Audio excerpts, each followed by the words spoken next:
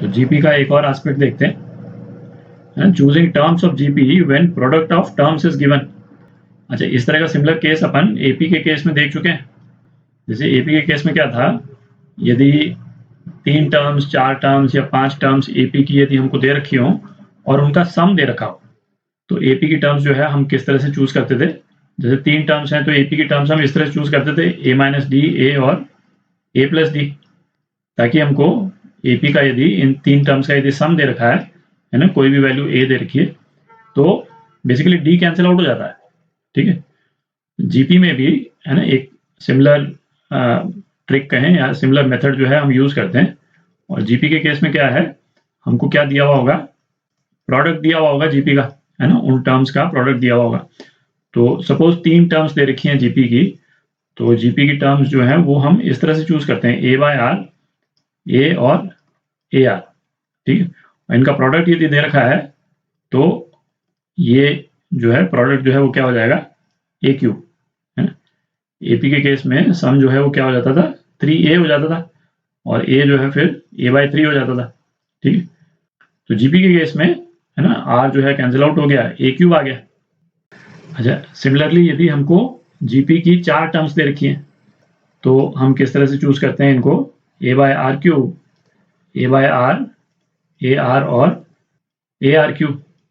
ठीक है, और कॉमन रेशो इस वाले केस में क्या है, आर स्क्वायर है कॉमन रेशो, है ना, आर नहीं है कॉमन रेशो।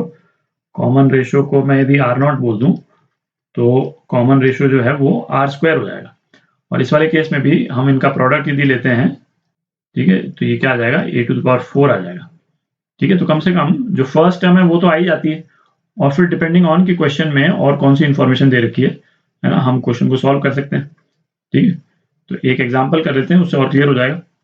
तो ये एग्जाम्पल करते हैं, the sum of 3 terms of a GP, है ना, ये इतना दे रखा है, और प्रोडक्ट है इन टर्म्स का 1 है। तो जीपी की जो टर्म्स हैं वो इस तरह से चूज कर लेते हैं अपन, a/r, a और ar, इनका प्रोडक्ट कितना दे रखा है, 1 दे रखा है। तो इसको हम मल्टीप्लाई करेंगे तो ये a क्यूब आ जाएगा। तो इसका मतलब a जो है वो कितना है, 1 है।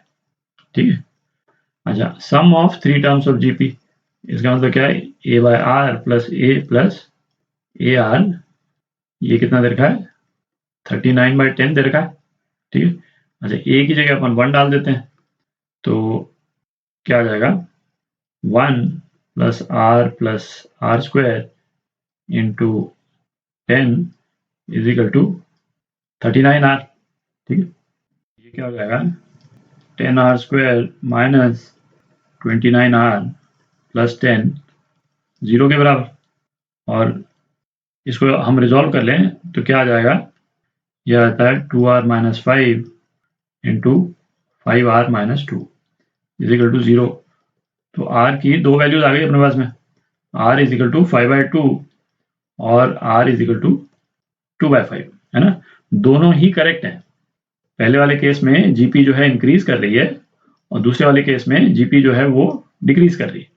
ठीक है, तो इसीलिए फिफ्थ टर्म या एक से ज्यादा टर्म हो, है ना, तो वो पूछा है, तो इंक्रीजिंग वाली जीपी में फिफ्थ टर्म कुछ और होगी, और डिक्रीजिंग वाली जीपी में फिफ्थ टर्म कुछ और होगी। तो पहले ये r इज इक्वल टू 5/2 लेते हैं अपन, 5/2, तो फिफ्थ टर्म क्या हो जाएगी, a5 लिख देते हैं। ठीक, तो फिफ्थ टर्म जो है वो ar स्क्वायर ar क्यूब हो जाएगी, है ना, ये ध्यान रखें, है ना, इस तरह से इंक्रीज करिए, a/r ar, नेक्स्ट टर्म हो जाएगा ar स्क्वायर और फिर ar क्यूब, तो ये ar क्यूब है, तो इसका मतलब 5/2 होल क्यूब, है ना, ये फिफ्थ टर्म हो गई। तो ये कितना आ गया, 125/8। और इसी तरीके से यदि r यदि 2/5 है तो फिफ्थ टर्म इसकी रिवर्स हो जाएगी बेसिकली। ठीक है, तो फिफ्थ टर्म जो है वो क्या हो गई, फिफ्थ टर्म हो गई 2/5 क्यूब इज इक्वल टू 8/125। ठीक है, तो ये आपके आंसर। इसमें एक चीज हालांकि होना चाहिए था क्वेश्चन में और करेक्ट, है ना, the sum of first 3 terms, लिखना चाहिए था, है ना, बट ठीक है ना, you get the point. GP में समेशन को लेकर के एक क्वेश्चन और करते हैं। तो ये एग्जांपल करते हैं, find the sum of series, है ना, ये सीरीज दे रखी है n टर्म्स तक, इसका सम निकालना है अपने को। s इजिकल टू कितना दे रखा है 5 प्लस 5.5 प्लस है ना 5.55 एंड ये अप टिल n टर्म्स है। अच्छा ये तो आप देख सकते हैं कि इस तरह की कई टर्म्स बन सकती हैं है ना 5 की जगह 6 7 8 कुछ भी, और इस तरह से जहाँ पे भी नंबर्स रिपीट होते हैं तो सिमिलर मेथड से आप सभी सीरीज का समेशन आप निकाल पाएंगे। ठीक है, तो इसको करते हैं है ना, इसको लिख सकते हैं 5 प्लस 0.5 प्लस 5 प्लस 0.55, ये कब तक n टर्म्स तक। अच्छा तो ये इसमें जो फर्स्ट टर्म जो है ये 5 वाला, ये कितनी बार आ रहा है n टर्म्स तक आ रहा है, तो इसको 5n लिख लेते हैं है ना, और बाहर निकाल लेते हैं। ब्रैकेट में क्या रह गया 0.5 प्लस 0.55, और ये टर्म्स कितनी रह गई अब अपने पास में n-1 टर्म्स रह गई। ठीक है, क्योंकि 0.5 जो है वो सेकंड टर्म से शुरू हो रहा है।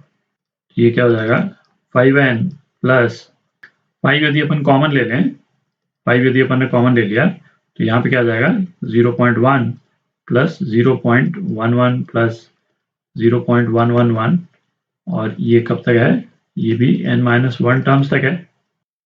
अच्छा अभी भी आप देखें है ना, कोई भी जीपी नहीं बन रही है ना, 0.1 0.11 0.111 है ना, ये भी जीपी में नहीं है, पर ये वाली टर्म्स जो हैं 0.1 0.01 0.001 है ना 0.0001, ये टर्म्स जो है वो जीपी में है।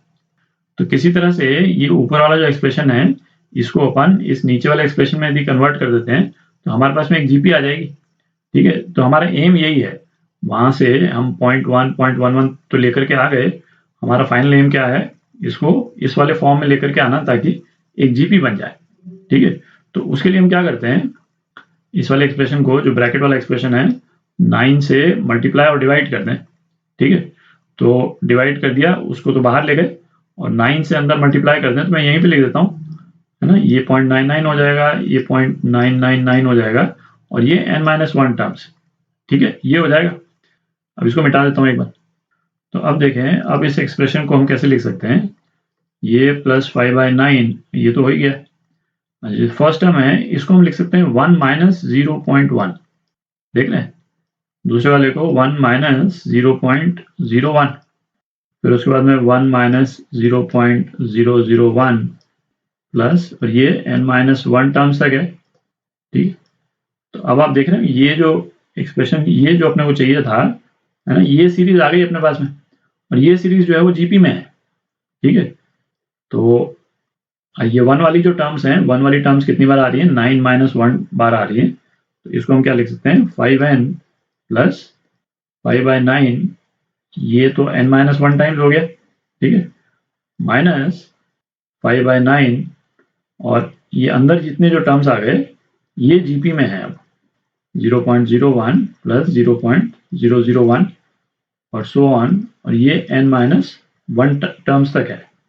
ठीक है, तो थोड़ी जगह बना लेते हैं, तो ये एक्सप्रेशन क्या हो जाएगा 5n प्लस 5/9 n-1 माइनस 5/9 है ना, फर्स्ट टर्म क्या है 0.1 ये a है, और फिर 1 minus r to the power n minus 1 minus 1/10 to the power n-1, क्योंकि अपने पास में n-1 टर्म्स है। ठीक, अपॉन 1 माइनस कॉमन रेशियो कितना है 0.1। ठीक है, तो ये एक्सप्रेशन अब थोड़ा सा बस और सिंप्लीफाई हो जाएगा है ना, और ज़्यादा नहीं सिंप्लीफाई हो रहा है, ये 5/9 n-1 माइनस 5/9, और ये हो गया 1 minus 1/10 raise to power n-1 upon 9। ठीक है, तो ये आपका आंसर, ये पूरा जो एक्सप्रेशन है ना, ये आपका आंसर।